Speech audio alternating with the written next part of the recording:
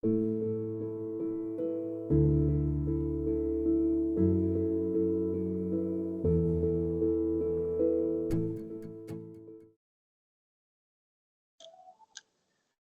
muchachos, buenos días. Vamos a presentar un club de revistas sobre toracotomía de resucitación, sobre cuándo está indicada. Somos el grupo C. Es un tema de trauma, es un tema interesante, es un tema del que hay evidencia reciente de los últimos 3 años, que es la que vamos a mostrar. Y nuestra asesora fue la profe María Clara Mendoza. Con respecto a la toracotomía de resucitación, ya vamos a hablar un momento de la técnica. Esta es una pequeña introducción, es un procedimiento que se va a realizar en pacientes que se encuentran in extremis o en pacientes, bien sea que entraron en paro por un trauma de tórax cerrado o abierto o que están a punto de entrar en paro con un taponamiento cardíaco o con una herida exsanguinante torácica. La toracotomía de resucitación va a tener 4 objetivos según la literatura. Uno, vamos a intentar controlar una hemorragia intratorácica. Los segundos, vamos a liberar un taponamiento cardíaco en caso de que exista. Lo tercero, nos permite dar un masaje cardíaco directo, que según la literatura es el masaje cardíaco que es más efectivo para lograr circulación tanto coronaria como cerebral. Y lo último es que es un abordaje que nos permite hacer la oclusión de la aorta supradiafragmática, lo cual implica poder controlar un sangrado que sea subdiafragmático, es decir, bien sea en extremidades inferiores o bien sea en el abdomen. Clásicamente se ha hablado de unas indicaciones, unas contraindicaciones de la toracotomía de resucitación. Siempre se ha hablado de que las indicaciones son trauma penetrante o cerrado de tórax, que un paciente que llegue en paro, pero que lleve menos de 15 minutos con RCP o menos de 10 minutos en caso de trauma cerrado, o también pacientes que llegan in extremis aún vivos, pero que están con una hipotensión importante debido a un posible taponamiento cardíaco o una exsanguinación por una lesión torácica. Y ha habido siempre unas contraindicaciones absolutas, y es el paciente que llega en paro con una herida torácica después de más de 15 minutos de estar recibiendo RCP en el entorno hospitalario, porque siempre se ha dicho que estos pacientes tienen una mortalidad muy alta, entonces es fútil realizar un procedimiento como una toracotomía de resucitación. O también el paciente que llega en asistolia con o sin taponamiento cardíaco. Y acá hay una cosa muy importante que son los signos de vida. También clásicamente se ha hablado de los signos de vida para definir a qué paciente le hacemos una toracotomía de resucitación. El paciente que llega en paro, que nos llega a urgencias con una lesión cardíaca o con una lesión torácica, pero le vemos signos de vida, que es impulso respiratorio, lo que llamamos gasping, reflejo pupilar, un ritmo organizado en el electrocardiograma, pero sin pulso, es decir, una actividad eléctrica sin pulso, o al paciente que se le hace un ecocardiograma y que se ve contracción cardíaca organizada, pero que está en paro, son los pacientes a los que se llevaría toracotomía de resucitación. Y la toracotomía de resucitación, según la literatura, no debe necesariamente ser realizada por un cirujano, se puede realizar por un médico de urgencias, un emergenciólogo, incluso por médicos generales, e incluso, como vamos a ver en la literatura, en algunos países en Europa y en el entorno militar las hacen médicos entrenados en entorno prehospitalario en el área. Solamente con respecto a la técnica, que es la que vamos a ver, preferí traer un video para explicar la técnica, que es muy sencillo. Se hace una toracotomía anterolateral, más o menos en cuarto espacio intercostal, que se hace desde el borde external bien hasta la línea axilar posterior. Se abre tejido celular subcutáneo. En un entorno de trauma puede que no haya tiempo para contar costillas, entonces la referencia es la tetilla, se hace por debajo de la tetilla o el pezón en el caso de las mujeres. Se llega a los músculos intercostales. En teoría uno debería cortar los músculos intercostales yéndose por el borde superior de la costilla inferior, como se ve en el video, para evitar el paquete vasculonervioso, el principal. Y se habla en la técnica de que uno podría llevarse el paquete de la mamaria interna, que está a 2 centímetros del borde external, y después se ligará, porque en este caso, digamos, es un paciente que probablemente está en paro, en este caso es un modelo cadavérico. Acá se posiciona al fino quieto. En caso de una urgencia en un entorno en que no estemos en quirófano, esta maniobra se puede hacer con 2 ayudantes, los cuales meten sus manos con guantes y separan las costillas. Y una vez abrimos, tenemos esta presentación que vamos a ver corazón, vamos a ver pericardio. Acá nos están señalando el nervio frénico, el frénico izquierdo. La idea al hacer la pericardiotomía, por ejemplo, para drenar un taponamiento cardíaco, es evitar lesionar el frénico. Entonces se hace una pericardiotomía por encima del frénico, bien sea con bisturí frío. Cuando es un taponamiento y está muy tenso el pericardio, se puede hacer con bisturí frío o con tijera. Y acá ya se abre de forma roma el resto del pericardio. La idea es abrirlo de forma vertical para drenar el taponamiento, evitando lesionar el frénico. En este caso, por ejemplo, es un paciente, es un cadavérico, entonces el pulmón no está expandido, pero en teoría en la toracotomía de resucitación Si pudimos intubar el paciente, lo ideal sería intubarlo selectivo derecho para poder tener el pulmón no expandido y que nos permita el abordaje al mediastino, sino simplemente rechazamos el pulmón con las manos y exponemos el corazón.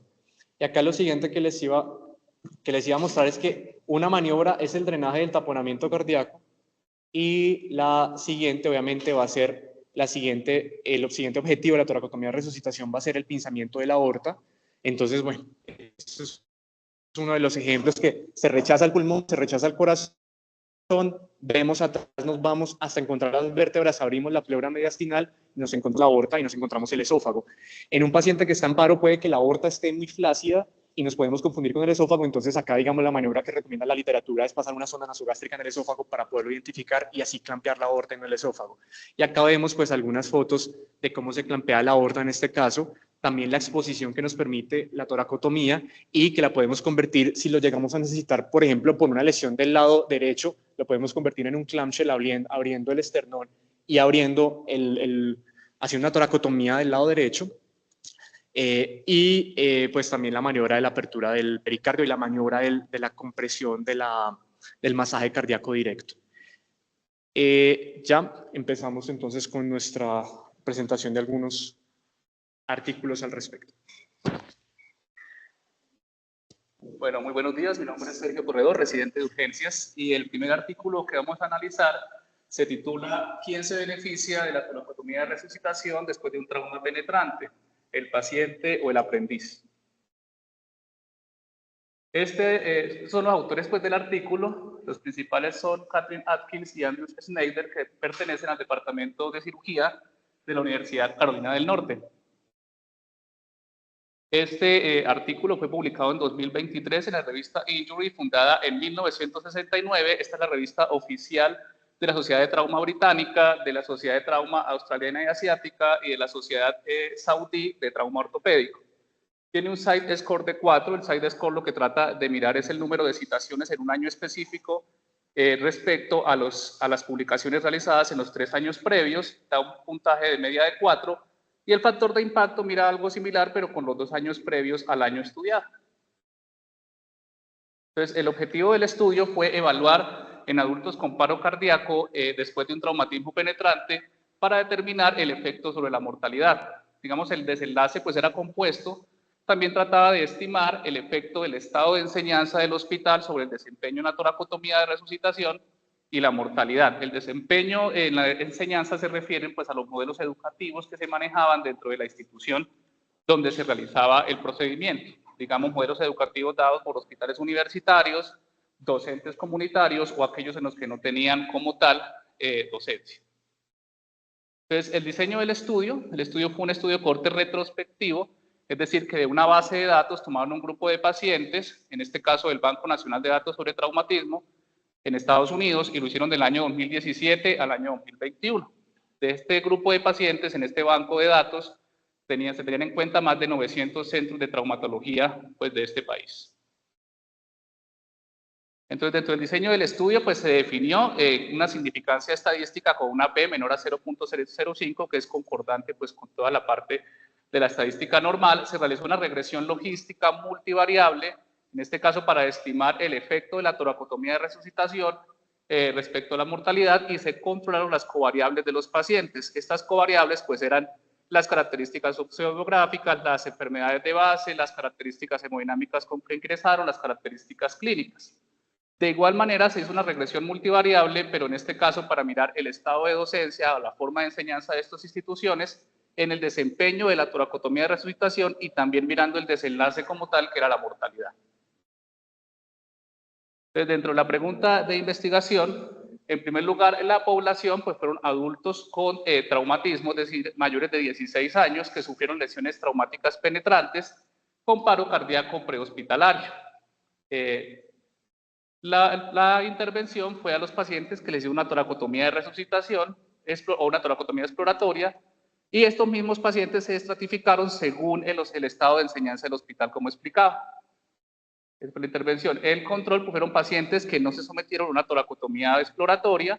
Finalmente lo que se trataba de observar era la mortalidad intrahospitalaria, y el tiempo pues realmente era variable, pues teniendo en cuenta que era la mortalidad previa al alta.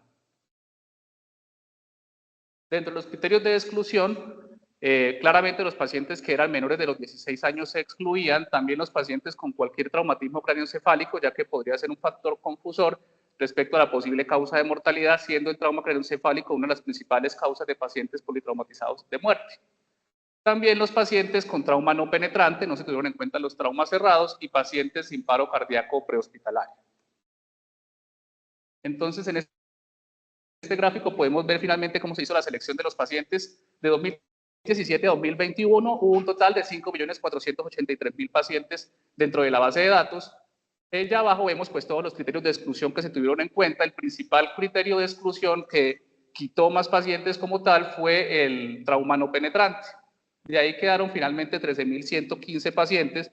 Podemos observar que es una población importante en el estudio y que cumplían los criterios, que eran adultos mayores de 16 años, a los que se hicieron la toracotomía de resucitación, que habían tenido el trauma abierto y que había sido con paro prehospitalario.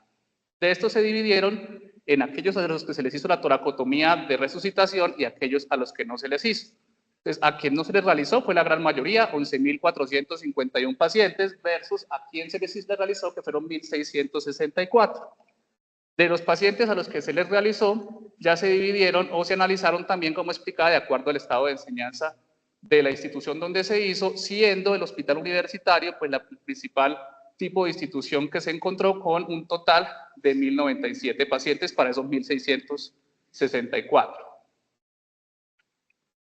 Entonces, dentro de las características basales de los pacientes, podemos observar que la edad media es alrededor de los 30 años, principalmente el trauma fue en hombres, y esto es concordante con la estadística mundial, en la que se observa que las lesiones traumáticas, excepto las quemaduras, son principalmente en hombres que en mujeres.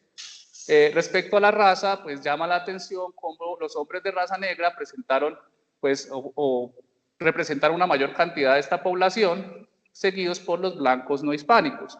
De igual manera, también llama la atención cómo a las personas de raza negra se les hizo más toracotomía de resucitación, un 15%, en relación con un 10% alrededor de los que se hicieron a los blancos no hispanos.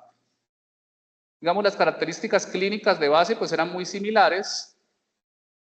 También podemos observar que el puntaje de acuerdo a IS del trauma fue mayor para los pacientes a los que se le hizo toracotomía de resucitación, presentaron mayor cantidad de lesiones pulmonares que lesiones cardíacas.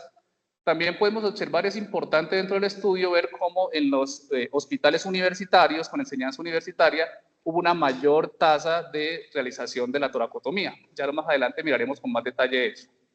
Y finalmente, en la parte de abajo podemos observar cómo la mortalidad fue muy similar para ambos casos, tanto para toracotomía como para aquellos que no se les realizó. Entonces, dentro de los resultados, en primer lugar, observamos que de los 13.115 pacientes analizados de la base de datos, se les realizó una toracotomía de reanimación al 12.7%, es decir, a 1.664. En la gráfica de la izquierda podemos observar cómo la tasa de toracotomía de reanimación aumentó a lo largo del periodo del estudio. Para todos los tipos de hospitales subió de un 9% hasta un 14.6% del 2017 a 2021. También observamos que los hospitales universitarios que se refieren a la línea azul oscura también tuvo un aumento respecto en el tiempo del 2017 a 2021 de realización de toracotomías de resucitación, y fue el tipo de institución que más las realizó a través del tiempo.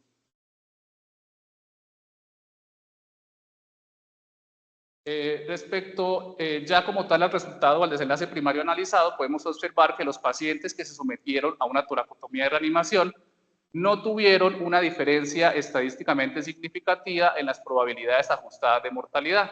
Entonces, estas probabilidades se medían a través del OR. El OR pues es esta medida que justamente va a comparar pues una exposición y un desenlace, y cuando se encuentra en 1 significa que no hay una relación estadísticamente significativa. Cuando está por debajo de 1 hay una relación negativa, y cuando está por encima de 1 es una relación positiva. Observamos que en los centros de primer nivel de trauma hay un OR de 0.82 que nos haría pensar que hay una relación negativa, es decir, que a mayor cantidad de toracotomía, menor incidencia de mortalidad, pero si observamos el intervalo de confianza va de 0.56 a 1.21, es decir, traspasa el 1 con una P de 0.32. Como decíamos anteriormente, la P debe ser menor de 0.05, lo cual nos demuestra que a pesar que si hay una diferencia, no es estadísticamente significativa, y lo mismo ocurre para los hospitales de nivel 2 y de nivel 3.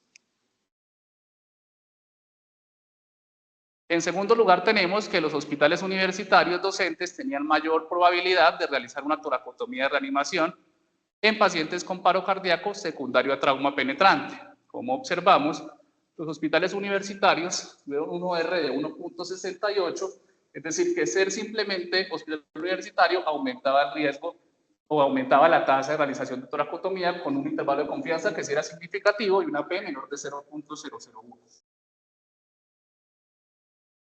Después se hizo un análisis estratificado por estado de enseñanza del hospital. Estos son todos los pacientes a los que así se les realizó toracotomía de resucitación, y podemos observar, pues digamos, las características de base también son muy similares, pero llama la atención que en los hospitales universitarios se hizo el total de pacientes el 67.5% de las toracotomías de resucitación, en los hospitales con enseñanza con docentes de comunidad 25.8%, y en los hospitales que no tenían docencia solo el 6.7, perdón. Entonces podemos observar que hay una gran diferencia, respecto a los hospitales con enseñanza universitaria que los hospitales con enseñanza comunitaria o hospitales sin enseñanza. Pero como observamos en la parte de abajo, la mortalidad fue muy similar para todos, básicamente con una media del 95%. Entonces, a pesar de que en los hospitales universitarios se realizaba una mayor cantidad de toracotomías, la mortalidad fue igual en todos los hospitales. Otro de los resultados, pues, es que los pacientes que se sometieron a toracotomía de resucitación en un hospital docente universitario o en un hospital docente comunitario no tuvieron diferencias en las probabilidades ajustadas de mortalidad en comparación con los pacientes que se sometieron a una toracotomía en un hospital no docente. Eso ya es lo que decía anteriormente, pero aquí ya podemos ver los OR específicos que tienen un intervalo de confianza muy amplio y una P que no es significativa.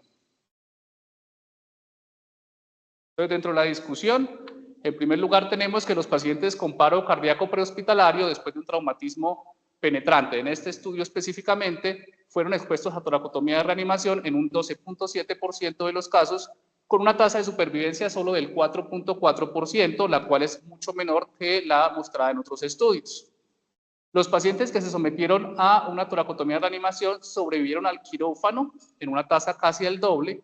Sin embargo, no hubo ningún beneficio de mortalidad. Esto, digamos, nos hace pensar respecto también a los costos de estos pacientes, ya que, pues, probablemente sí se le hizo el procedimiento, probablemente sí se llevó al quirófano. En otro estudio que vamos a analizar también vimos que llegan hasta la UCI, pero finalmente son pacientes con una alta tasa de mortalidad. Después vemos que los hospitales universitarios docentes realizan toracotomías de reanimación en una tasa casi el doble que los hospitales no docentes, 60% versus el 30%. Los autores trataban de dar varias explicaciones de por qué podía suceder esto, y una de ellas era que justamente al ser, pues, un evento poco frecuente y un tipo de intervención poco frecuente, es posible que eso fuera un sesgo para los docentes de realizarlo en mayor medida, justamente en el modelo de enseñanza de sus estudiantes.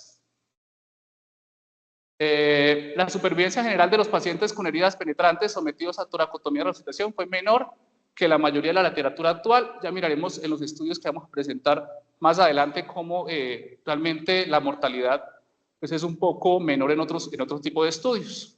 A pesar de las directrices mejoradas y los criterios más estrictos para la realización de una toracotomía de resucitación, las tasas siguen aumentando sin evidencia de un beneficio. Como vimos en la gráfica inicial, de 2017 a 2021, hubo un importante aumento de la realización de estos procedimientos, pero pues realmente no hay un beneficio. En este estudio, con una población tan importante, se pudo demostrar. Hay otros estudios que han tratado de analizar, pues, esta misma variable y este mismo resultado. Este estudio, por ejemplo, del 2012 de Pasos y colaboradores, muestra cómo en una cohorte ya prospectiva de 123 pacientes, que se sometieron a toracotomía de resucitación, más de la mitad de estos pacientes realmente no tenían, pues digamos, dentro de las pautas, no tenían las características para poder realizarlo y se consideraba que era inadecuado. Ningún paciente sobrevivió dentro del grupo de toracotomía de resucitación en el grupo que se consideró inapropiado realizarla, es decir, que no tenía, pues, los criterios como tal ya mencionados. Y en este estudio de Joseph y colaboradores, que fue un estudio retrospectivo también con un poco de menos pacientes. En este caso se encontró que las tasas de toracotomía disminuyeron de 333 por 100.000 pacientes a 243 por 100.000 pacientes en el tiempo de 2010 a 2014, y con esta disminución la tasa de supervivencia en general aumentó del 7.9 al 11.3%. Dentro de las limitaciones del estudio, pues obviamente cualquier cohorte retrospectivo va a tener limitaciones de datos y este sesgo es muy importante. En este caso específico no se miraron pues, los datos sobre el momento del paro cardíaco prehospitalario, la duración de la RCP y la presencia de signos de vida, que como veíamos son criterios importantes para elegir qué pacientes se le va a realizar toracotomía o no, y esto pues queda faltando entre el estudio. Tampoco pues se tenían datos sobre la ubicación de la toracotomía de reanimación, si fuera en el departamento de emergencias o en el quirófano. Esto también es un factor que influye dentro de la mortalidad, y faltan datos de riesgo para las personas que la realizaban, como lesiones por pinchazo o uso de derivados. Entonces, dentro de las conclusiones, pues en primer lugar, a pesar de la tendencia al alza de las tasas de realización de la toracotomía, es posible que este procedimiento no mejore mortalidad. Obviamente, desde la perspectiva de los servicios de emergencias, cuando uno analiza y estudia lo que se refiere a reanimación, se puede observar que muchas de las intervenciones, a veces comparando, no tienen un efecto real sobre mortalidad u otros desenlaces. Realmente, si miramos en los últimos 50 años, desde que se empezó el proceso de reanimación y todo el proceso pues, más estructurado, los cambios han sido muy mínimos, y todo lo que se ha adelantado o avanzado hasta el momento, digamos del uso de fármacos o el uso de nuevos medicamentos dentro de los algoritmos o el uso de dispositivos mecánicos para ayuda, por ejemplo, de compresiones, muchos de los estudios que uno analiza no muestran un cambio en la mortalidad. La tasa de mortalidad en pacientes con paro sigue siendo igual de alta, y esto es otro, digamos, de las variables que analizamos y observamos que tampoco hay una diferencia. Claramente un paciente que esté en proceso de reanimación y que tenga una lesión intratorácica que no se corrija, realmente es muy improbable que salga de un paro, y eso es lo que nos hace pensar si realmente sería un beneficio o no de realizar el procedimiento. Personalmente pensaría que sí. Los hospitales universitarios docentes tienen casi el doble de probabilidades de realizar una toracotomía de reanimación que los hospitales no docentes. Ya anteriormente exponía pues las posibles causas, y ese es otro punto a analizar, de tener en cuenta y realizar un adecuado cribado de los pacientes y de las características clínicas para seleccionar a aquellos que realmente se les pueda realizar el procedimiento.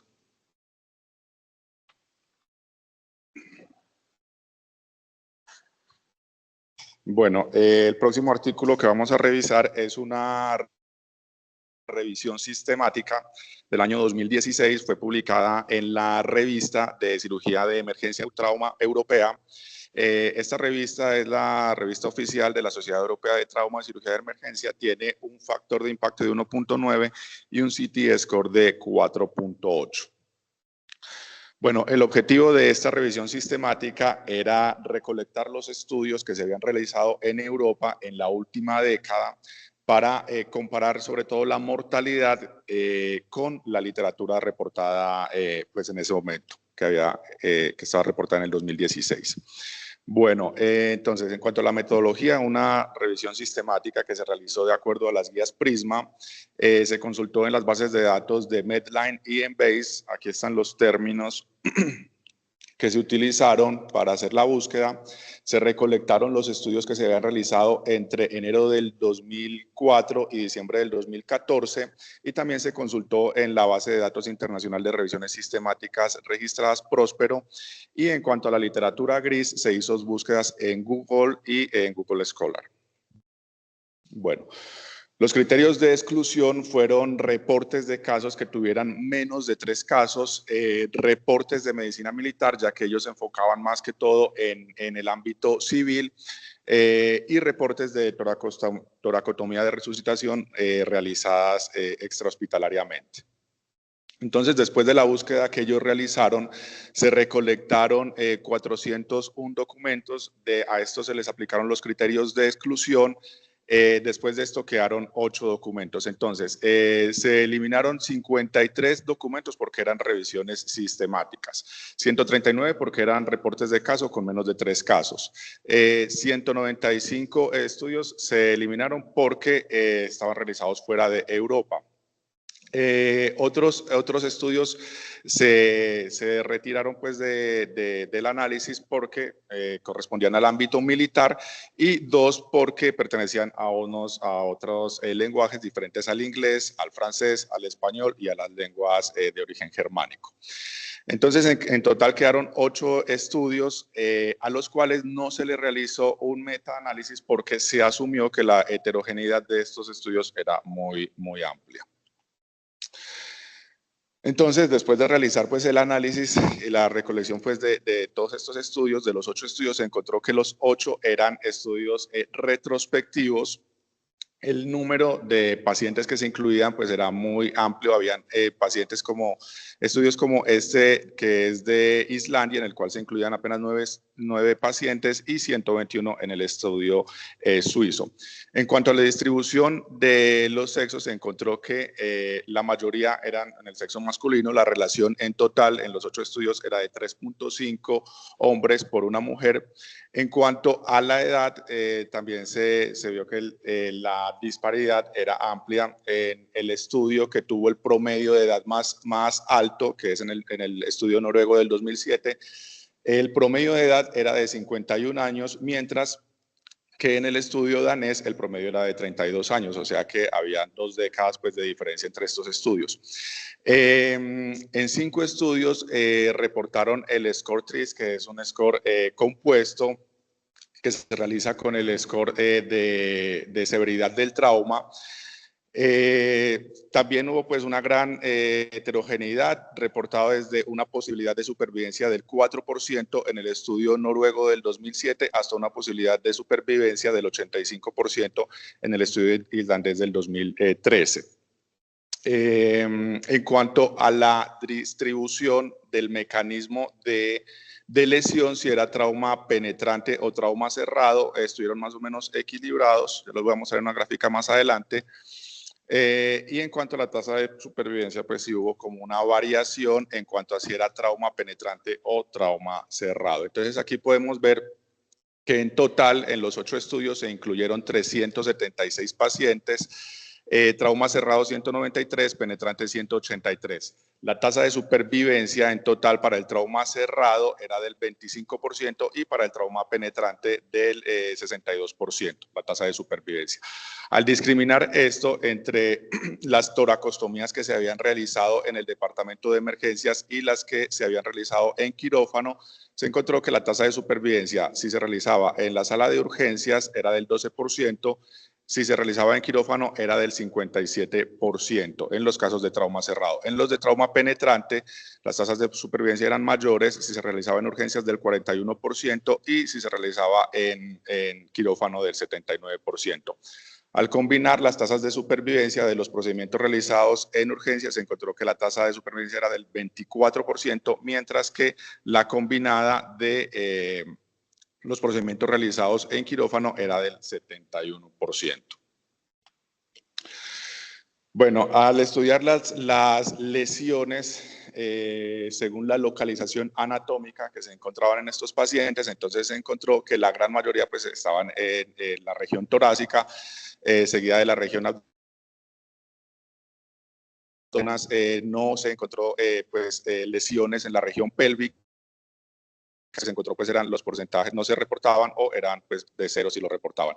Y en los casos de trauma múltiple también vemos pues que la proporción era baja, si bien en el estudio holandés aproximadamente de un 10%. Y en cuanto al procedimiento realizado, en la gran mayoría se realizó una toracotomía anterolateral seguida de una esternotomía media. En algunos casos se realizó procedimiento combinado, como en el estudio noruego del 2010, y ya en mucha menor proporción la toracotomía bilateral transesternal o el clamshell y la toracotomía posterolateral. Entonces, en cuanto ya a la discusión, ellos al comparar pues estas tasas de supervivencia que se presentaron en estos estudios con la de la literatura existente, entonces encontraron que las tasas de supervivencia en estos estudios eran más altas. Como vimos, la más bajita, pues que era en el trauma cerrado, cuando la toracotomía se realizaba en el servicio de urgencias era aproximadamente del 12%, en la literatura que existía se reportaba una supervivencia del 4%.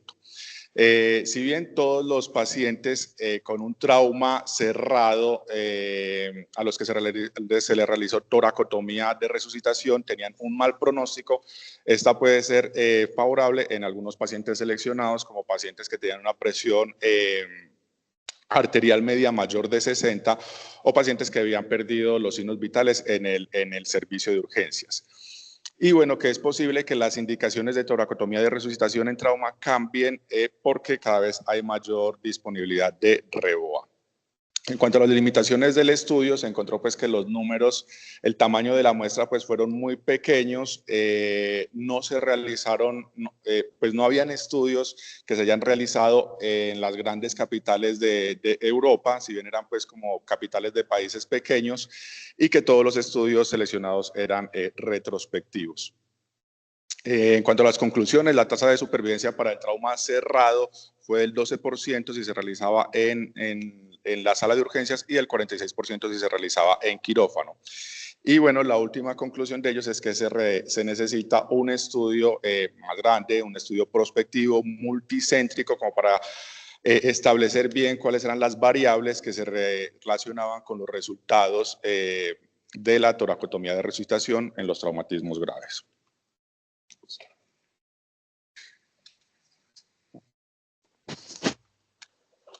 Y este es el último estudio que se publicó en el 2022, es el que en teoría tiene el mejor grado de evidencia, es una revisión sistemática de un metaanálisis, es un estudio publicado en Estados Unidos.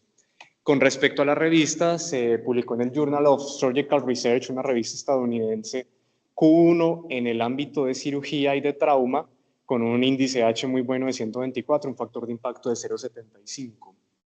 Y con respecto a los autores, la mayoría de los autores de este artículo son residentes de cirugía y residentes de medicina de urgencias, y hay dos autores principales, que uno es el director médico del posgrado de cirugía de la Universidad de Miami y el otro es un cirujano de trauma de la Universidad del Sur de Florida.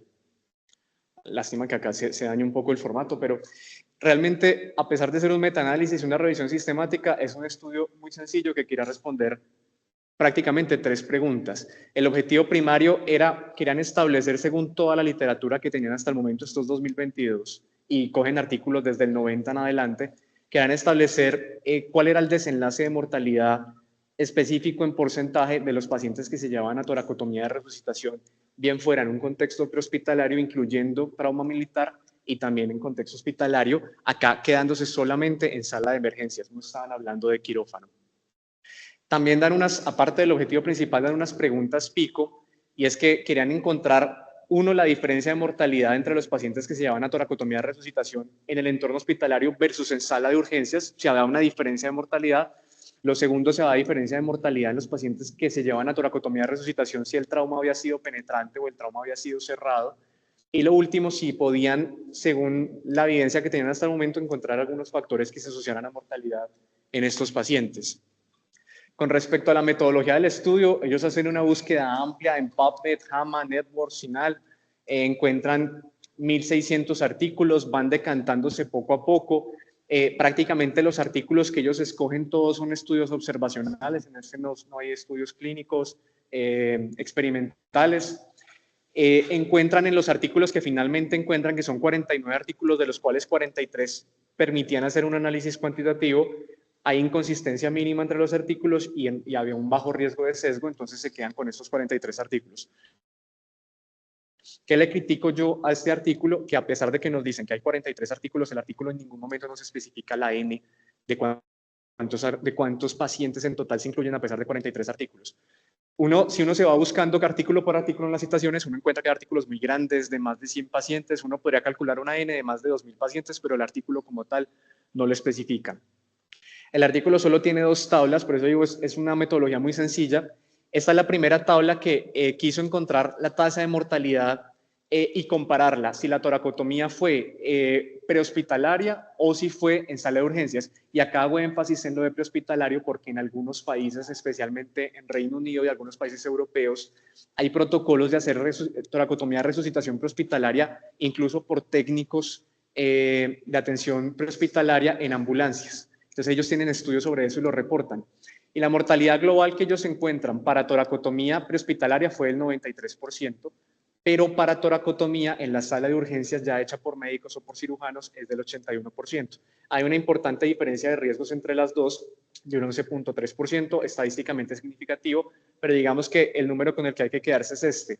Hay una mortalidad del 81% en las toracotomías hospitalarias, lo cual quiere decir que en teoría se sacan del paro 19% de los pacientes. Y esta es la segunda tabla que quería comparar la mortalidad global, si el trauma era cerrado o si el trauma era penetrante. Y con respecto al trauma cerrado es el que tiene el peor pronóstico, la peor mortalidad del 92%, y el trauma penetrante es del 78%, con una diferencia de riesgos del 14%, con una P estadísticamente significativa. Y acá hago énfasis en este resultado porque el trauma penetrante que incluye estos artículos y que también incluyen los otros artículos, la mayoría de este trauma penetrante es trauma por arma de fuego. Ellos tienen una epidemiología de trauma diferente a la nuestra, y nosotros es más trauma por arma cortopunzante. Y aún así tienen, después de la toracotomía, un 22% de disminución de la mortalidad. Ellos, con las otras preguntas pico, encuentran estos dos variables, que es, una es el tiempo y la otra es el índice de trauma y los signos de vida. Estos, otra cosa que le critico a este artículo, ellos nos dan en sus resultados y nos dicen que es estadísticamente significativo, que cuando pasan más de 10 minutos para realizar la toracotomía de resucitación en cualquier escenario se aumenta la mortalidad, pero no nos dan una P. Y lo mismo cuando se hace una toracotomía prehospitalaria y pasan más de 5 minutos hasta que llegan a la cena para iniciar la toracotomía, también se aumenta mortalidad y complicaciones neurológicas, pero nuevamente no nos dan una tabla ni nos dan una P, lo que le critico pues al artículo. Y con respecto a los índices de score, este es el índice de score más usado pues en los artículos de trauma de Estados Unidos, más de 25, y también ausencia de signos de vida en el momento del inicio de la toracotomía se asocian con un aumento de la mortalidad. Nuevamente no nos dan una P. Con respecto a las conclusiones de este artículo, entonces, tenemos que la mortalidad general en total de todos los pacientes con trauma de tórax, incluyendo penetrante o cerrado, e incluyendo entorno hospitalario, y que requiere una toracotomía de resucitación, va a superar el 80%. También tenemos que cuando se hace la toracotomía de resucitación en trauma de tórax penetrante, que es quizás a lo que nos vamos a enfocar, y se hace en los servicios de urgencias, la prevención de la mortalidad se puede elevar hasta el 22%. Y entre más complejo sea el trauma y mayor sea el tiempo en el cual nos demoramos en lograr hacer una toracotomía de resucitación, se nos aumenta el riesgo de mortalidad. Son las conclusiones grandes de este artículo. Entonces, ya para entrar en la discusión con los profes, nosotros identificamos al revisar los artículos seis conclusiones grandes. Una conclusión es que la mortalidad general de todos los artículos más o menos está en un 80% en todos los tipos de trauma penetrante o cerrado de tórax. Lo siguiente es que el trauma penetrante en todos los artículos tiene mejor pronóstico que el trauma no penetrante. El trauma cerrado en accidentes de tránsito es el que tiene peor pronóstico a pesar de que se haga la toracotomía de resucitación. Lo tercero es el tiempo. Entre más tiempo pase con el paciente inestable o en paro, mayor riesgo de mortalidad. Lo siguiente es el lugar en el que se realiza.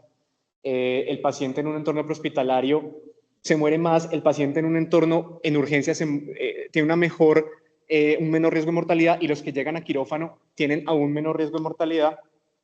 Y lo último, algo que se nombró por ahí, es el uso del REBOA. El REBOA actualmente hay muy buena evidencia con respecto al manejo de las lesiones subdiafragmáticas y los sangrados de miembros inferiores.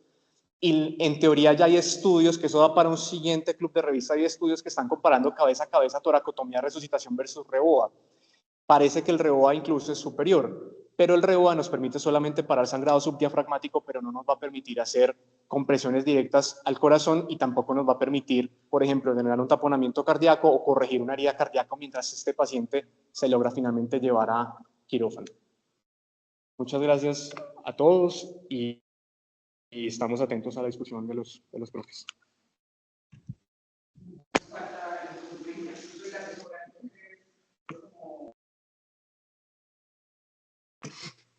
poco lo que pueda decir. Me parece que es muy interesante porque aunque cada vez nos llegan menos lesiones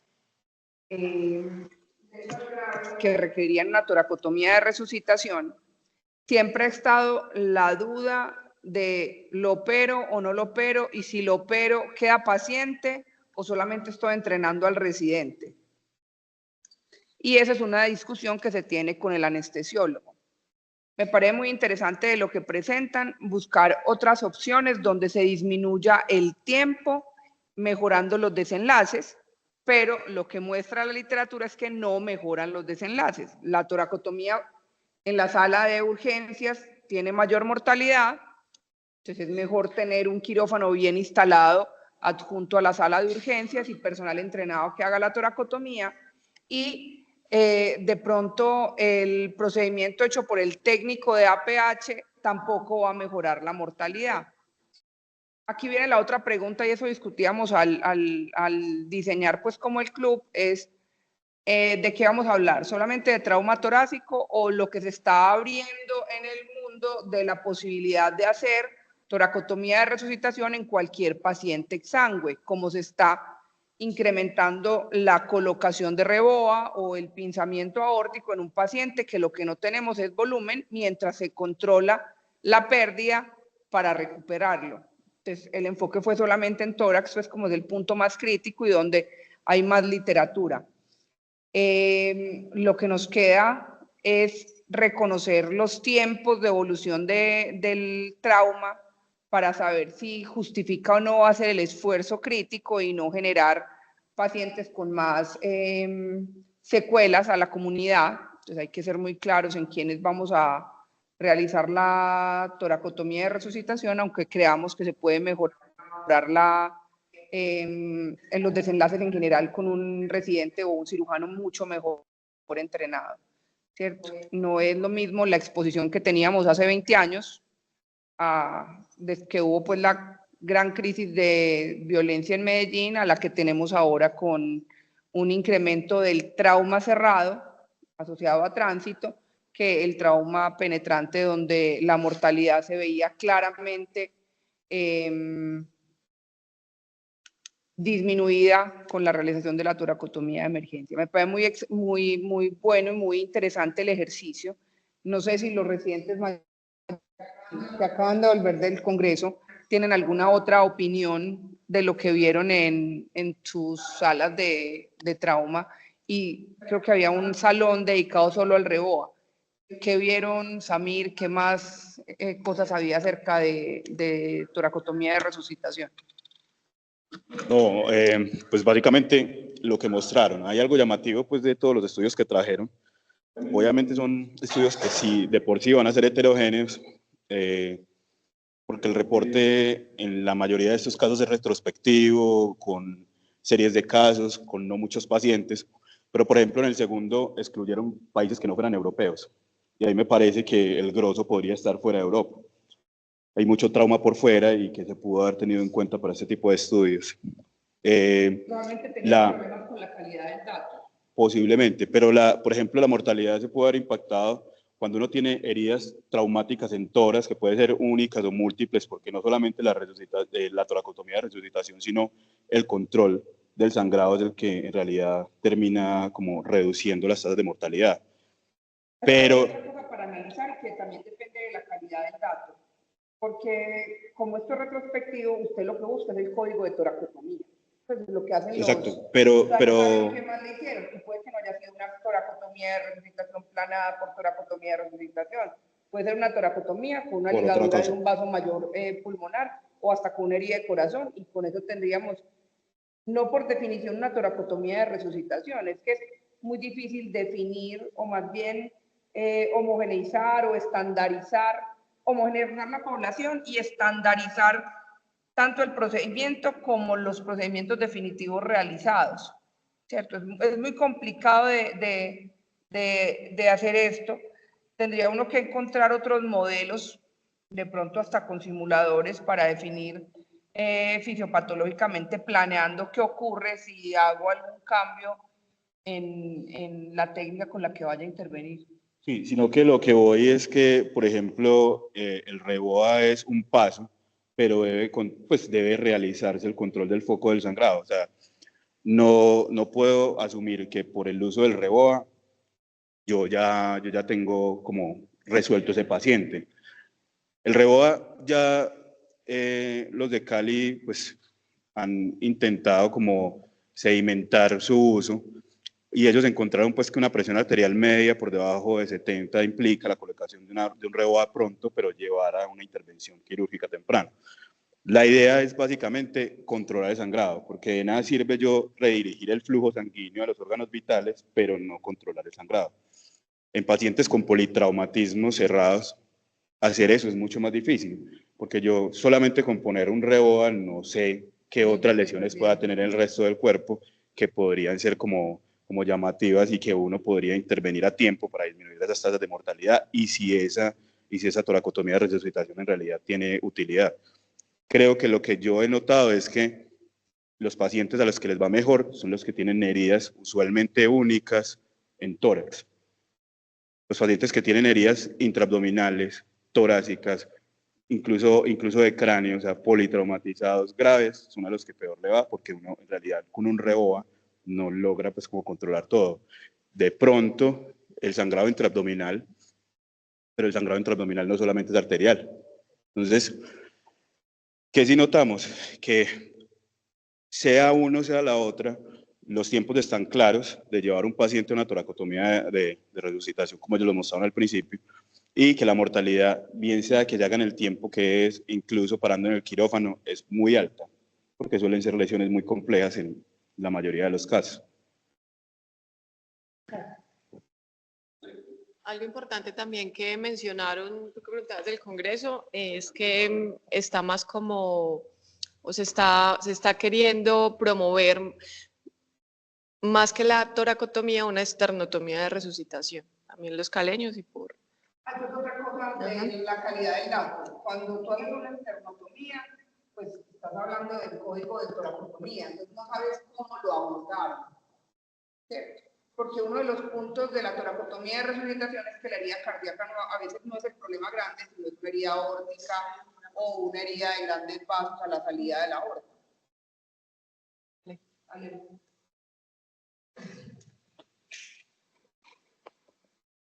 Gracias, amigo. Yo creo que, digamos que la parte importante de una toracotomía de resucitación es el pensamiento de la aorta para la redistribución del flujo y pues digamos que una de las indicaciones es no dejar que el paciente entre en paro, sino cuando, como decía Samir, cuando la presión arterial está cayendo para definitivamente no tener la deuda metabólica con estos pacientes.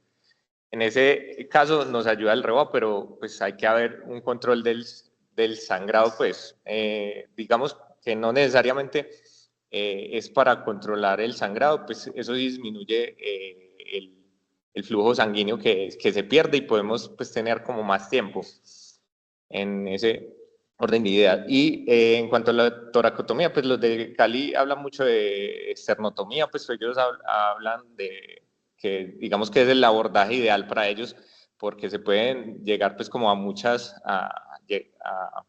estructuras desde eso. Pues es como algo de escuela y pues de entrenarnos en ese aspecto porque pues definitivamente pues, desde lo personal me parece más fácil y más rápido hacer una toracotomía anterolateral, pero pues digamos que la discusión está.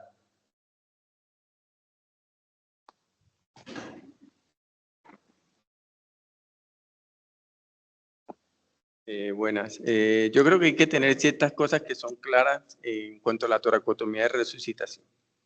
No hay diferencias significativas entre hacer un masaje cardíaco externo de hacer un masaje cardíaco interno en el paciente con una toracotomía. El objetivo de la toracotomía de resucitación es redistribuir el flujo haciendo un clampeo de la aorta, que eso es lo que hace un REBOA. La ventaja de REBOA, de la toracotomía de resucitación, es que el tiempo quirúrgico, la diferencia es que con el REBOA usted necesita dos grupos quirúrgicos.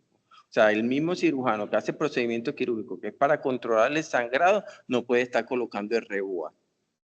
¿Listo? Entonces, Esa es la dificultad que tiene REBOA, que se necesita en hospitales grandes que tengan 2 grupos quirúrgicos, un cirujano que haga el clampeo del aorta interno, que sería el REBOA, y el otro que haga el procedimiento quirúrgico. Entonces, la toracotomía de resucitación, el objetivo es clampeo de aorta para mejorar el flujo sanguíneo a nivel cardíaco y a nivel cerebral, mientras se ve el paciente.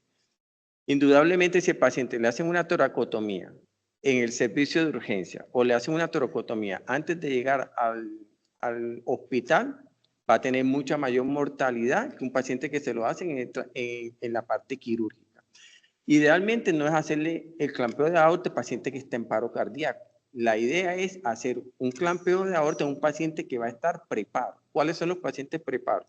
Los pacientes que tienen signos de vida al ingreso a los servicios de urgencia, o bien pacientes que tengan presiones arteriales menores de 70, la sistólica. No estoy hablando de presión media. Un paciente que está con signos, con presión arterial sistólica de 70 o menos, usted ya tiene que estar pensando que muy posiblemente ese paciente lo tiene que llevarlo a una toracotomía de resucitación. Y ¿qué otra cosa? Entre trauma cerrado y trauma abierto, los estudios que dicen trauma cerrado no sirve. En realidad tiene su objetivo en traumas abiertos donde ha mejorado la mortalidad. Pero en trauma cerrado no les aumenta la supervivencia al paciente.